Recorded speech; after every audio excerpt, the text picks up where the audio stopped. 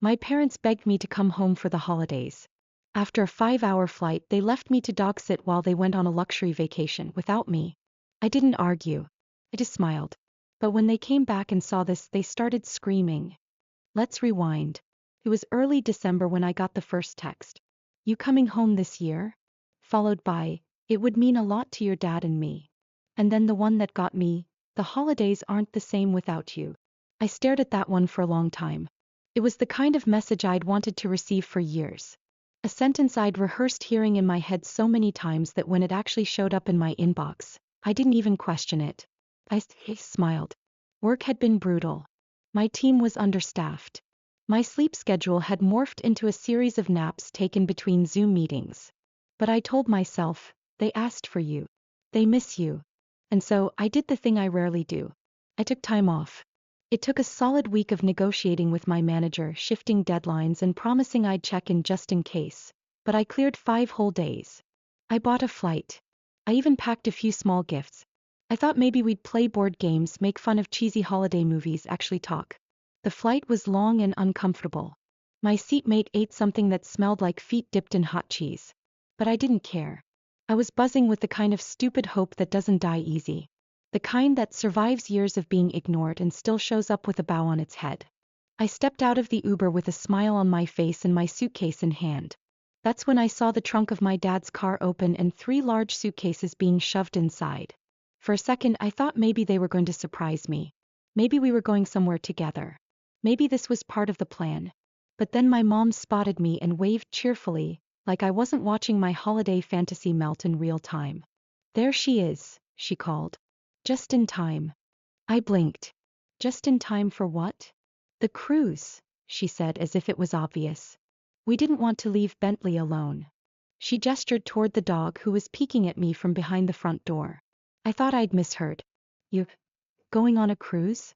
Just a quick getaway, my dad added, slamming the trunk shut. We've had a stressful year. Josh grinned at me from the passenger seat. You'll be fine here. You love quiet. This is perfect for you. He said it like I was a rice cooker or a robot. Something designed specifically to function in silence.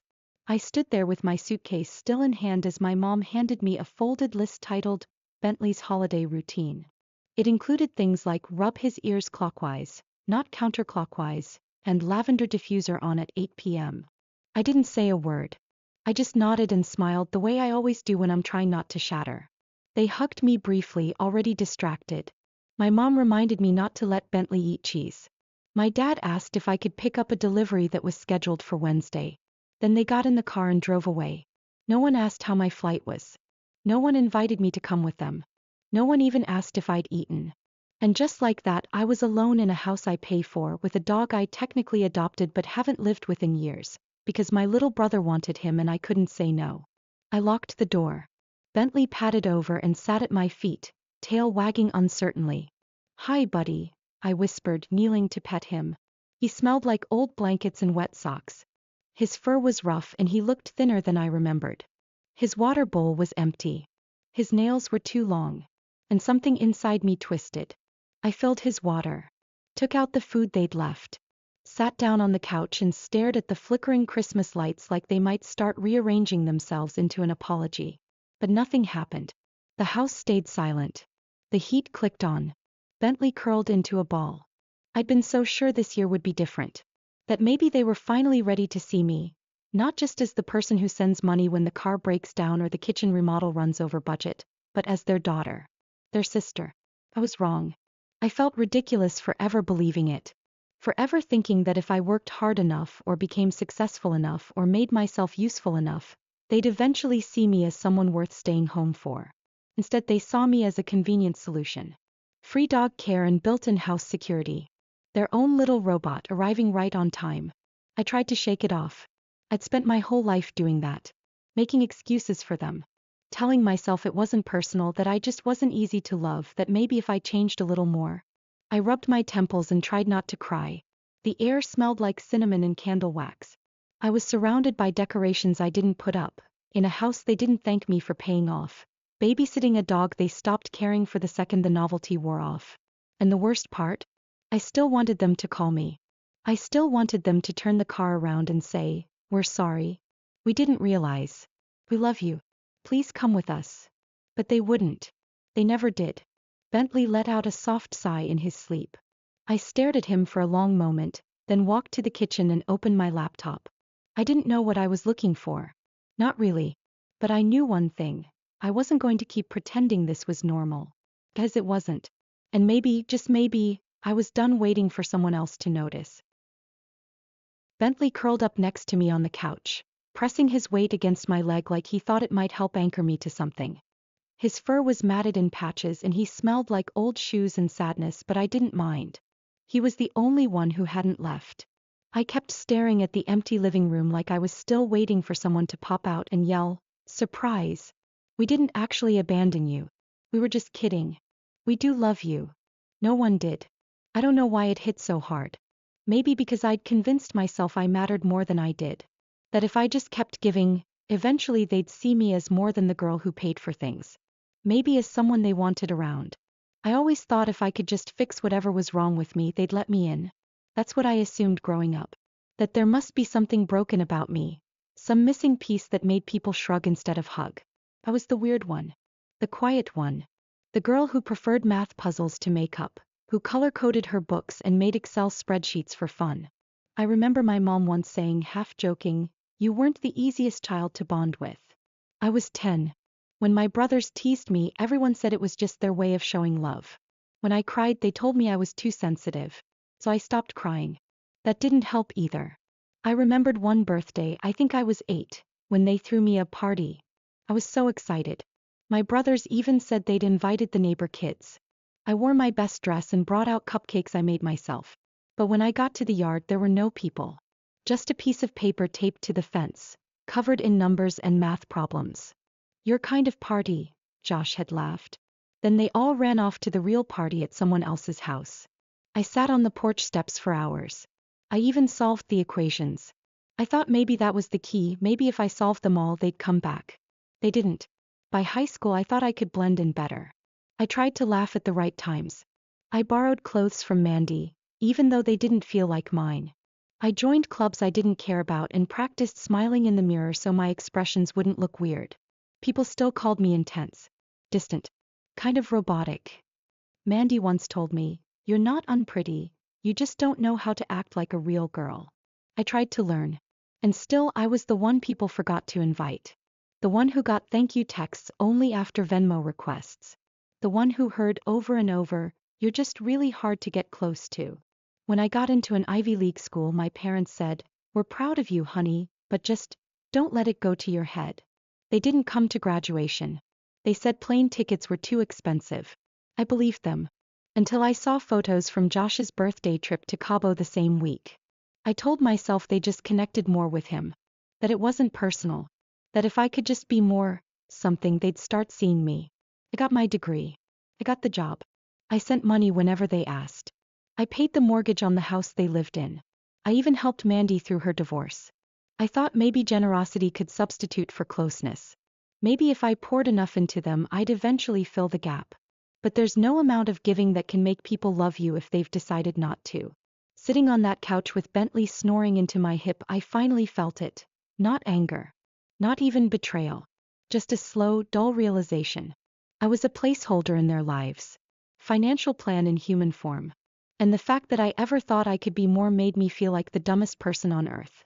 I looked around at the mess they'd left behind. Food on the counters. Dirty dishes. Half-packed boxes. Like they couldn't be bothered to make the place presentable even when I was coming home for the first time in a year. Because to them I wasn't really a guest. I was the help. The responsible one. The built-in safety net. Even Bentley looked thinner than I remembered. His nails were too long and his water bowl smelled weird. When I crouched down to scratch behind his ears, he whined a little like he'd been waiting weeks for someone to actually see him. I rested my head against the wall. Maybe I really was the problem. Maybe I am hard to love. Too quiet. Too strange.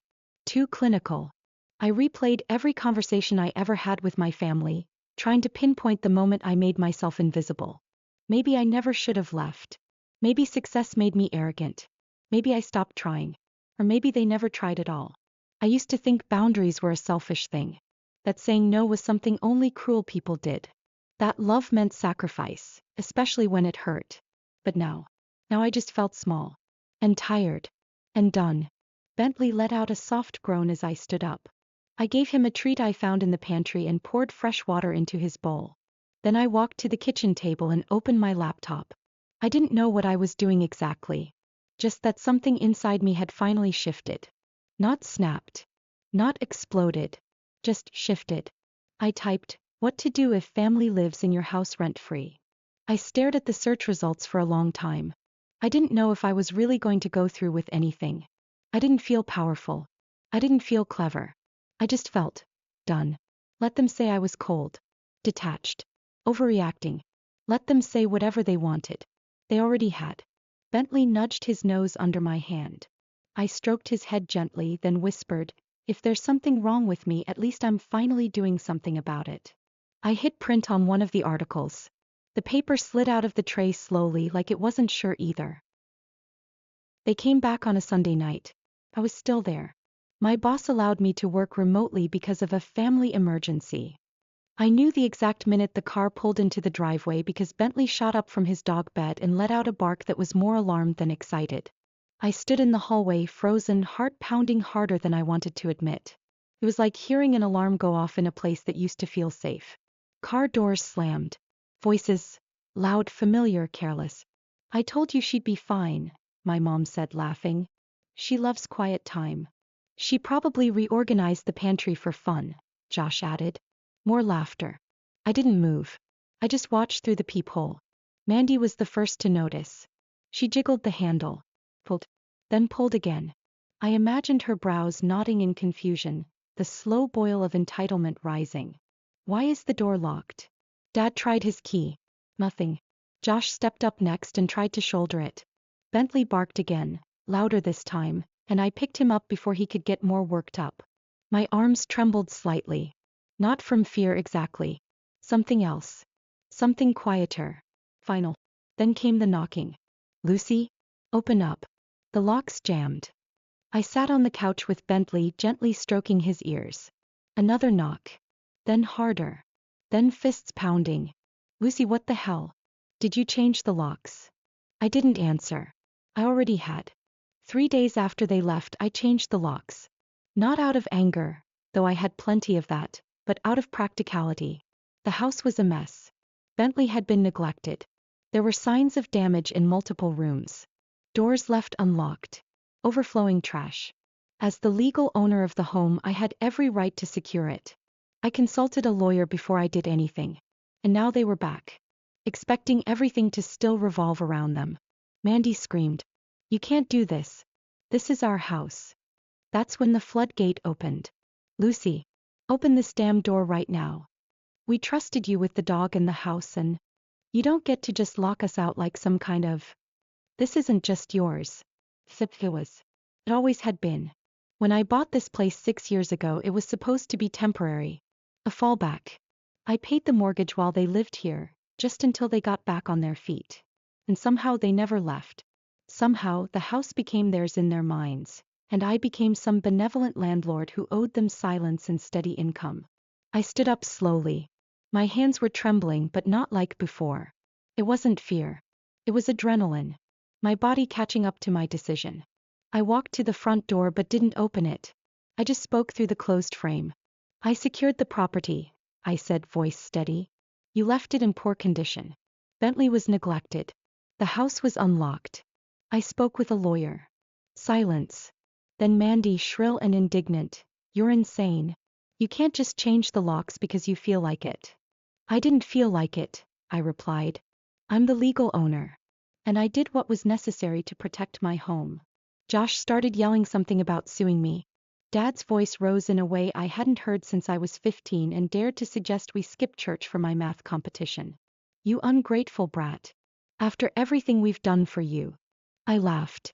I didn't mean to. It just came out, this sharp, breathless sound that startled even me. "Everything you've done for me?" I repeated. "You mean the free babysitting? The financial black hole? Or was it the birthday party where you left me alone with math problems as a joke?" More yelling. I walked away. I called my attorney to let her know they'd shown up. She said not to open the door and to let them know all communication should go through her office now. Then Josh went around the side and tried to pry open the kitchen window. Mandy screamed at me from the porch. My mom stood in the yard, crying loudly enough for the neighbors to hear. My dad paced like a man who couldn't believe the waitress had just handed him the bill. I called the police. When the officers arrived, I handed them the deed, photos of the condition the house was left in, and the vet report from Bentley's checkup. The officers were calm, professional. One of them turned to my dad. Sir, she owns the house. There's no lease agreement. She has every legal right to secure the property. You're just going to let her do this to us? My mom cried. She hasn't done anything illegal, the officer said. For once, no one had my family's back. No one twisted the story to make me the villain. There were no pitying looks or jokes at my expense. Just facts. Just boundaries. Just me being heard. The police advised them to leave and let any disputes go through formal legal channels. My family stood there stunned, furious, humiliated. But in the end they left. I watched from the window as their car backed out of the driveway. Mandy turned and flipped me off from the passenger seat. Josh shouted something I couldn't hear. My mom didn't look back. And for the first time in my entire life, I didn't feel like the one left behind. Bentley climbed into my lap awkwardly, his weight grounding me. I think we're going to be okay, I whispered. I'd always thought that maybe if I just fixed myself, they'd accept me. That if I tried hard enough, smiled enough, gave enough, they'd see me. But it wasn't me who needed fixing. Maybe being the quiet one didn't make me broken. Maybe it made me mine. I didn't cry. Thought I might. But there were no tears left. Just a deep, pulsing sense of something else. Relief. Power. Peace. I wasn't angry anymore. Not even hurt. Just done. And sometimes that's more powerful than rage. I thought that would be the end of it. But people like my family don't lose quietly. Not when entitlement has been their love language for decades. 3 days after they left, I started receiving emails. First from my sister, then my mom, and finally my dad. The tone shifted from confusion to rage to desperate manipulation. You've embarrassed us. We don't understand why you're doing this. You're being dramatic, Lucy. This isn't like you. And finally, the cherry on top from Mandy. You seriously need help. I didn't respond. I forwarded everything to my attorney. Then came the escalation. They tried to break in again. This time in the middle of the night, assuming I'd be gone. The motion sensor lights snapped on and the security camera caught everything. Josh and my dad with a crowbar trying to force the back door. The police came again. This time my attorney pressed charges. They tried to say the house was theirs. That I had stolen it. Lied to them. That they had some verbal agreement. But there were no documents, no leases, no proof. Just their voices getting louder as their arguments got thinner. Then they did the one thing I should have seen coming. They sued me. It was laughable, really. A poorly constructed civil suit claiming I'd evicted them illegally, that I'd stolen the dog, that I was suffering from some kind of mental breakdown and needed to be removed from financial control of the property. I was apparently, in their words, a danger to the family's well-being. It should have rattled me. Maybe a year ago it would have shattered me. But now, I was done flinching. I showed up to the first hearing in a gray pantsuit, hair pulled back, expression unreadable. My lawyer handled most of it, but when I was asked to speak, I did. Calmly. I laid out the timeline. The house deed. The payment records. The screenshots of the texts asking for money. The photos of Bentley's condition.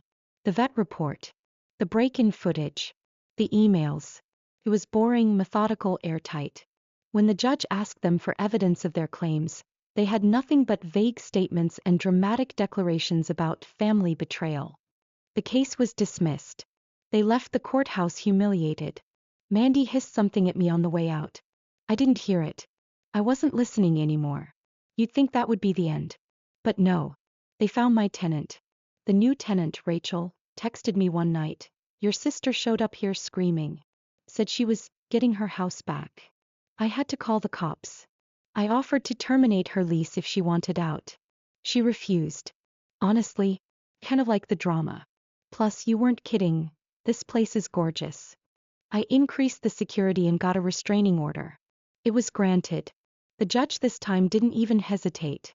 For the first time in years, the law was working for me. Not against me. Not as some background feature of a world where I was always overruled or ignored. I was being heard. And slowly it started to settle in. I hadn't lost my family. I'd lost people who never really valued me. People who treated me like a resource, not a person.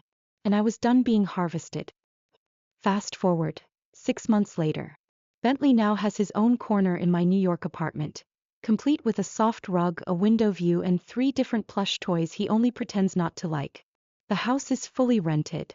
Rachel renewed her lease. I raised the rent slightly and she didn't blink. I finally have savings. Real savings. I moved out of the tiny studio and into a 1-bedroom. I even bought a plant. It's still alive. A miracle. My therapist says I should be proud. That cutting off your family doesn't mean you're broken. It means you're finally putting your own oxygen mask on first. I told her I felt guilty for feeling so relieved. She smiled and said, "That's called peace." Then I met Alex. It wasn't dramatic. Just 2 people who both hated networking events and ended up hiding near the bar, mocking the buzzwords around us. He worked in finance too, different field, same exhaustion. He didn't talk over me. He didn't flinch when I said I liked spreadsheets. He asked what kind of formulas I built for fun and actually listened. When I told him my family thought I was robotic, he laughed and said, "I don't know. I've met robots with less emotional range." It was the first time I laughed, really laughed, in months. We've been seeing each other ever since. No games. No performative chaos. Just ease. The other day he came over while I was setting up Bentley's new orthopedic dog bed. I made some dry comment about being the human equivalent of beige wallpaper. He looked at me, tilted his head and said, "You're not beige. You're titanium. Quiet, strong, and impossible to bend." I didn't cry. Not then. But I did later, alone in the kitchen, as Bentley curled up on the floor like a tired little witness to everything I'd survived. I used to think something was wrong with me. Now I know what was wrong. Letting people treat me like I didn't matter. And I don't do that anymore. So, that's what happened. Some people have told me I went too far. Others said I should have done it years ago. Honestly, I'm still figuring it out. Was I heartless? Or finally setting boundaries? Was this justice? Or just years of silence finally breaking? I don't have all the answers. But I'd love to hear what you think. Did I do the right thing? Did I overreact or not react soon enough? Let me know in the comments. And if you want more stories like this, from people who've had enough and finally did something about it, subscribe.